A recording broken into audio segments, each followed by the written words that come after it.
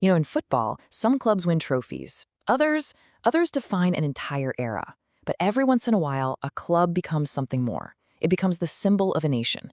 Today, we're talking about Al Ahly, a club whose story is written not just in record books, but in the very history of Egypt itself. Let's get into what makes them so special. I mean, what a title, right? Club of the Century. That's the official name given to them by the Confederation of African Football. But what does it actually take to earn that? Is it all about winning?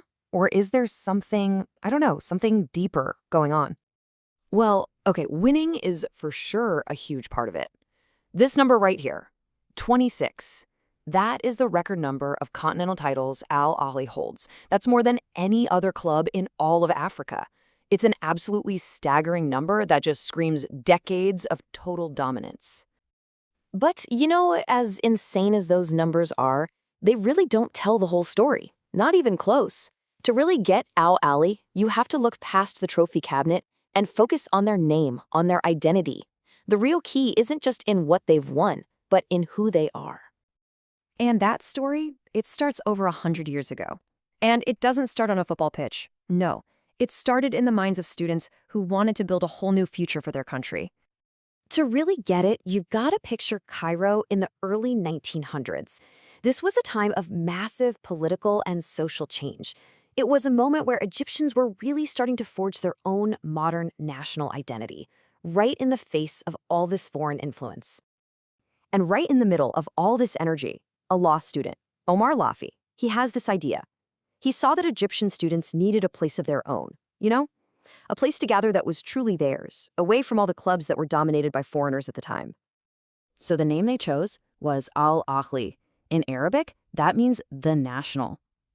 Just think about how powerful that is. This wasn't just some random name for a club. It was a declaration. It was a statement of identity. Because, and this is the wild part, in the very beginning, football wasn't even the main point.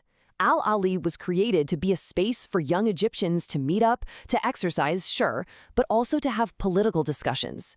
It was a club of patriotism first and a sports club second. So, how on earth did this patriotic meeting place for students become one of the most dominant football clubs on the entire planet?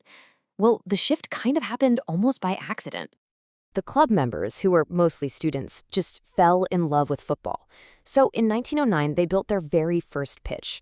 And it wasn't glamorous at all. They simply called it Al-Hawsh, which literally just means the courtyard. And this comparison just says it all, doesn't it? From a simple courtyard to the absolutely colossal Cairo International Stadium, a fortress that holds 75,000 screaming fans. That growth, it perfectly mirrors the story of Egyptian football itself. You can see the progression right here. But the real turning point, the game changer, came in 1917. After refusing at first, Al Ahly decided to compete in the Sultan Hussein Cup against clubs that represented the British military. This wasn't just about sports. It was a huge political statement, a symbol of Egyptian resistance, playing out right there on the football field. And from that foundation of national pride, an unbelievable sporting dynasty was born. Suddenly, they weren't just playing for points anymore. They were playing for a national symbol. What came next was over a century of just relentless winning. The club turned into a trophy-winning machine, collecting silverware at a pace that is honestly hard to even comprehend. Just look at their domestic record. 45 Egyptian Premier League titles, 39 Egypt Cups. I mean, these aren't just records, this is complete and utter dominance over their national football scene for generations. And they didn't just stop at the border. This number, 12, that's their record haul of CAF Champions League titles. That's the biggest club competition in Africa. They haven't just conquered Egypt, they've conquered the entire continent. And this isn't just some nickname fans came up with. Nope. In 2001, the Confederation of African Football made it 100% official. After looking at a century of success, they declared Al Ahly the definitive African club of the 20th century. End of story. So this all brings us back to where we started. The legacy of this club is this amazing blend of fierce take-no-prisoners competition on the pitch and this deep-rooted national identity off of it. Their nicknames really tell the whole story. On the field, they're the Red Devils, a force you do not want to mess with.